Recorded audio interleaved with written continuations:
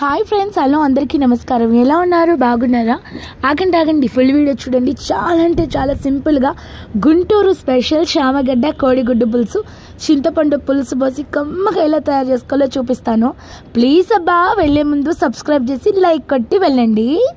ముందుగా అయితే చామగడ్డల్ని కుక్కర్లో వేసేయండి. 1/2 కేజీ చామగడ్డల్ని శుభ్రంగా 4-5 సార్లు కడిగి అర స్పూన్ పసుపు వేసి 2 విజిల్స్ పెడితే శుభ్రంగా ఉడికిపోతుంది. ఉడికిన తర్వాత వీడియోలో చూపించినట్టు తోలు తీసి పక్కన పెట్టుకోండి.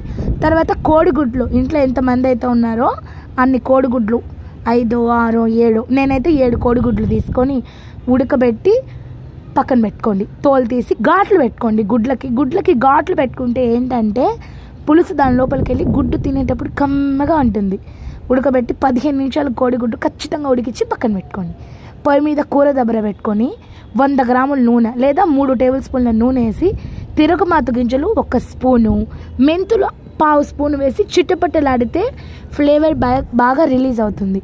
చిట్టపట్టలాడిన తర్వాత మాత్రమే పెద్ద సైజు ఉల్లిపాయ 1 సన్నగా తరిగి వేసుకోండి, లేదా 1 కప్పు ఉల్లిపాయని సన్నగా తరిగి వేసుకోండి.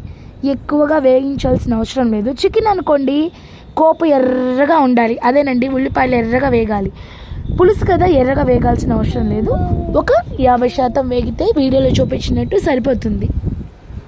50% వేగాక ఇప్పుడు మనం 1 కప్పు ఉల్లిపాయలు తీసుకున్నాం కదండి, 1.5 కప్పు టమోటాలు తీసుకోండి. 1 పెద్ద సైజు ఉల్లిపాయ అనుకోండి, 2 పెద్ద సైజు టమోటాలు తీసుకొని సన్నం తరుగు, 3 పచ్చిమిరపకాయని మధ్యలో చీరి వేసుకోండి. ఫుల్గానే ఉంచండి. చీరి వేసుకొని ఈ విధంగా వీడియోలో చూపిస్తున్నాను, ఈ విధంగా బాగా ఎర్రగా అయిన తర్వాత ఏమేమి వేసుకోవాలో చూపిస్తాను, దాన్ని బట్టి వేసుకోండి. చాలా బాగుంటుంది. పుల్లగా కారంగా నోటికి అద్భుతంగా ఉంటుంది.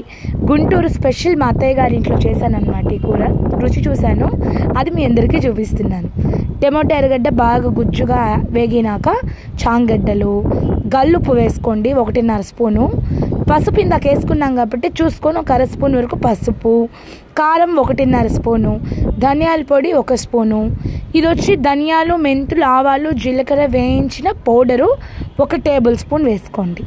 ఇవన్నీ వేసి బాగా మిక్స్ చేసి 50 గ్రాములంత చింతపండు లేదా పెద్ద నిమ్మకాయ సైజ్ అంత చింతపండుని అరగంట నానబెట్టి పెద్ద గ్లాస్ అంతా నీళ్లు పోసి తీసుకున్న రసం వేసుకోండి.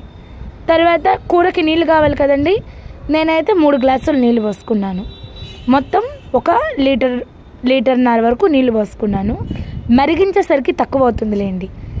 ఇంకా అవి వేసి నీళ్ళు పోసాక ఘాట్లు పెట్టుకున్న గుడ్లు, కరివేపాకు కూడా వేసి ఈ విధంగా బాగా మిక్స్ చేసి మూత పెట్టండి. కోడిగుడ్లు, పొడులు, కరివేపాకు, కొత్తిమీర, చామగడ్డ అన్నీ వేసి మీడియం ఫ్లేమ్లో 20 నిమిషాలు ఉడికించి వేడిగా పొగలు కక్కి అన్నంలో 1 గుడ్డు, 4 చామదుంపలు వేసుకొని హబ్బా తింటే ఈ ప్రపంచంలో అంతకన్నా ఏం కావాలండి.